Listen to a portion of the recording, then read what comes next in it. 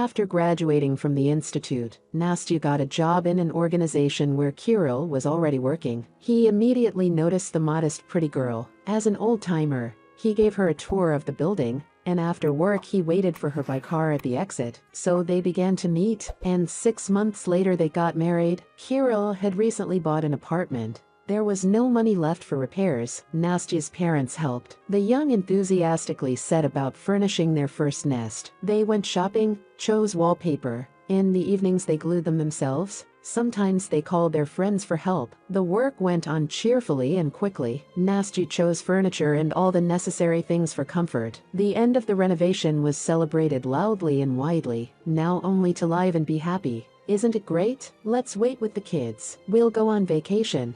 Have a rest, then Kirill told Nastya. It was warm, sunny June. A poplar snowstorm was swirling in the air. The vacation season had arrived. The young people discussed in the evenings where they would go on vacation, chose a hotel, ordered tickets. But trouble came when they were not expecting it, and their vacation dreams were not destined to come true. One morning, when Nastya was painting her eyelashes sitting at the kitchen table and Kirill was waiting for coffee to boil on the stove, the phone rang. "Nastya, coffee is ready," Kirill said and answered the phone. Nastya poured a hot drink and brought the cup to her lips. "What?" Kirill shouted into the phone. Nastya's hand with the cup trembled. It burned her lips and tongue, and the coffee spilled out onto the table in a shapeless puddle. "What happened?" Nastya asked, noticing her husband's changed face. "Mom's in the hospital. A neighbor called. I'll go and find out what happened. Will you get to work yourself? Tell them I'll be late." "Yes, of course." Nastya looked at the brown puddle on the table. "Run. You can clean it up later. The marshrutka will not wait," said Kirill,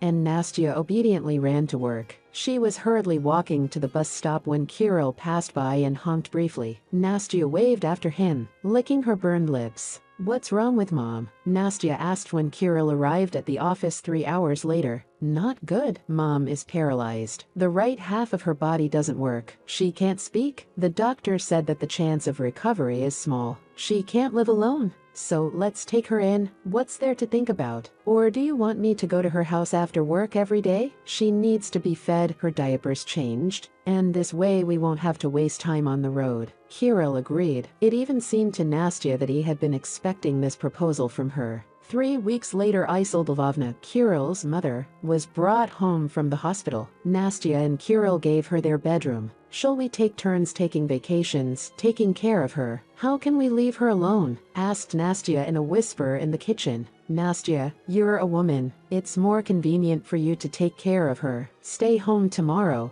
and I'll arrange at work for you to work remotely. We've poured all the money into the apartment. We can't afford a caregiver. We need to buy medicines," massage Kirill said, and Nastya obeyed him again. She was spinning like a squirrel in a wheel. She fed Isolda Lvovna from a spoon, changed her diapers. As soon as she sat down at the computer, Isolda moved and called out to her, and then she had to go to the store and cook. When Kirill came home from work, Nastya was exhausted. She was tired and resentful of Kirill, who didn't help her at all, and only came into her mother's room to say hello to her. She made mistakes, and the boss returned her documents for redoing. Then he called and said that Kirill had asked to be relieved of her work. He took another employee in Nastya's place. "Can't you hold a spoon with your healthy hand? Well, help me at least a little." Nastya was getting angry with Isolde. "How dare you decide everything for me?" She reprimanded her husband. "You're not coping. And you could have helped me? I'm trying my best. I can't do it anymore." She sat down at the table and wrapped her arms around her head. "I'm going crazy with this smell. I change diapers a lot, but it still smells. I start airing out. Your mother moans that she's freezing.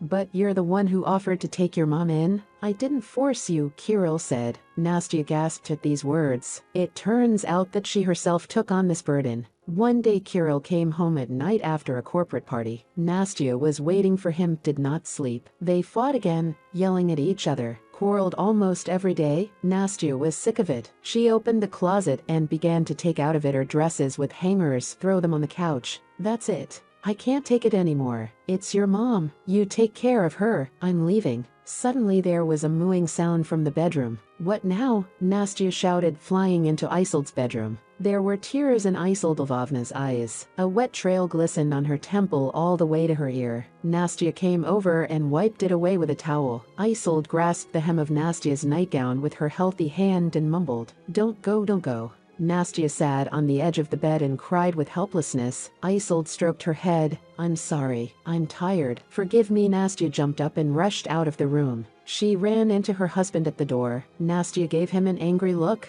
The next day, before Kirill arrived, Nastya left the house. She needed a break. She went to her friend's house. They talked, drank wine, and both cried. "Listen, what if we speed up her departure?" her friend suggested, raising her finger to the ceiling and rolling her eyes eloquently. "What are you talking about? What if it was my mom?" Nastya was indignant. She didn't go to her friend anymore. To be honest, such thoughts also crossed her mind, and she was afraid to give in to them. A month after that, Isolde Lvovna died in the night. The ambulance doctor said that in her sleep her tongue had fallen in, blocked her breathing, but Nastya blamed herself. She hadn't seen to it. From fatigue she fell asleep and did not hear anything. Exhausted by caring for her paralyzed mother-in-law, Nastya felt nothing. Standing over the coffin at the cemetery, Kirill kept wiping his eyes. He didn't take care of her. He didn't go to mom's room. And now he's crying over the coffin. He made a theatrical performance, thought Nastya. She was disgusted by this performance. She didn't wait for the coffin to be lowered into the grave and went away. She looked back a couple of times, but Kirill did not rush to catch up with her. "Fish." Suddenly she heard a man's voice. Nastya turned around. A young man was smiling at her. The wind was blowing the hem of his long black cloak, making him look like a big bird. And Nastya immediately remembered her former classmate,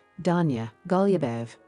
"You're going so pensive. Someone buried already?" seriously asked him. "Mother-in-law," Nastya sighed. "Was it hard?" Nastya nodded and looked up at Danya. "My mom died 4 months ago. I took care of her for a year. My wife immediately ran away as soon as my mom went sick. So I understand what you and your husband went through." "By yourself?" "By himself." Nastya didn't believe it. "What's wrong with that, Mom? And your husband stayed at the grave?" Nastya looked around again. "Can I give you a ride? I'll take the car." "Come on," agreed Nastya. They passed the high fence of the cemetery when her cell phone vibrated in her pocket. "Why did you leave? Where are you?" "I'm at the car, and you're not here." Kirill's quite calm voice spoke into the receiver. "The play is over," Nastya realized. "I'm tired. I'm going home," she answered and disconnected. The phone vibrated again, but Nastya didn't answer. "Nothing. Everything will pass. Offenses will be forgotten. Can we sit somewhere? You need a drink. Trust me, it'll make you feel better." "Let's do it," Nastya agreed again. She didn't care, as long as she didn't have to go back home,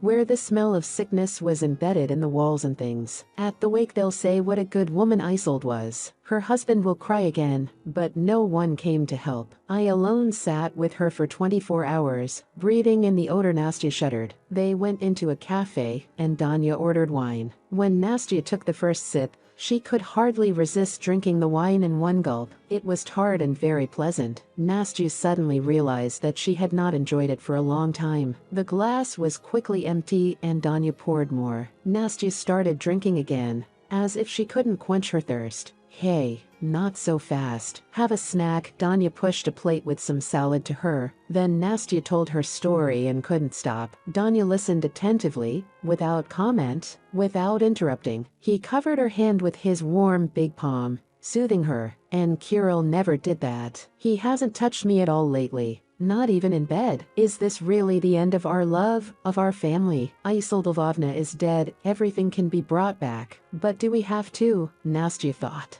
"I'm to blame. I wished her death. I was tired. I fell asleep and didn't hear her." Nastya couldn't calm down and cried. "It's not your fault. It was an accident." Donnie's words came to her. Nastya looked up at him. "Fishy, let's go. I'll take you home." "No one called me that after school." Nastya got up from the table and swayed sideways. Danya managed to pick her up. He led her to the exit of the cafe, and Nastya hung on his arm, resting her head on his shoulder. She was seasick in the car and dozed off. Danya brought Nastya to the apartment, laid her on the couch, took off his shoes, stained with wet cemetery clay, and covered her with a blanket. Who are you? What are you doing here? Nastya heard Kirill's voice through her slumber, but she could not open her eyes. She was carried away, pulled somewhere. She was either falling or flying and could not stop. Let her sleep, don't wake her. She's drunk. She needs rest, said someone next to her, but Nastya did not remember who it was. And what did it matter? When she woke up in the morning, Kirill was gone. She sat up, and the room spun before her eyes, and 1,000 hammers pounded in her head. Nastya lay down again. Her cell phone vibrated nearby. Nastya found it under the plaid and answered it. Fishy, how are you? She heard Donnie's cheerful voice. I have a headache, she said in a distressed voice. Take a shower, you'll feel better, and drink some hot, strong tea. Then come to my place. Write down the address. She arrived at Dana's office at the end of the day. Didn't you graduate from Inyas? What languages do you know? French and English, not much German, Nastya answered honestly. That's good. Here's your office. You'll be a full-time translator. We work with foreign partners. We're tired of hiring from outside. Agreed. Sure. Nastya smiled for the first time in days. That's good. Come to your senses and, when you're ready, go to work. Tomorrow. Okay. Wow. Yes. Now let's go. I'll take you home. You shouldn't have said yes. I made a deal. You would be taken back to work with us, said Kirill, when Nastya returned home. For 40 days she went to the cemetery. It was the end of September. Her feet were sinking into the loose earth, slipping on the rain-wet clay. One wreath on the grave had fallen. The flowers were wilted. Kirill did not come to his mother's grave. Nastya threw out the old flowers, picked up the wreath, corrected the ribbon. Isolda looked at her with a guilty look from the picture in the frame. Or did it just seem that way? Forgive me, Isolda, and thank you for interfering in my life with Kirill. I'm leaving him. I'm sorry. She put fresh flowers on the mound and walked away, avoiding the puddles. Nastya got her first paycheck and rented an apartment, filed for divorce. Kirill called, asking Nastya to come to her senses and come back, at least to talk. She came to get her things, but they couldn't have a conversation. Nastya was suffocating in the apartment, which she so lovingly furnished. The smell of sickness had almost gone out. Are you with him? Kirill asked when Nastya stood with her suitcase in the doorway. No, I just work for him. He's a former classmate of mine. She left, regretting the wasted effort and time on marriage with Kirill. Why didn't you pay attention to me at school? She asked Anya when they sat in a cafe at lunchtime. I did, but you didn't notice. You were a nerd. Besides, Fish and Dove are really not a couple. I'm no longer Rybkina, but Nikotina, Nastya smiled. It can be easily corrected. I offer you my last name. Isolda illness became an indicator of love and relations between Nastya and Kirill. All people and circumstances come into our lives for something, so it was necessary. After everything that she had experienced, after offenses and disappointments in her husband, Nastya could not continue to live as if nothing had happened. She had changed.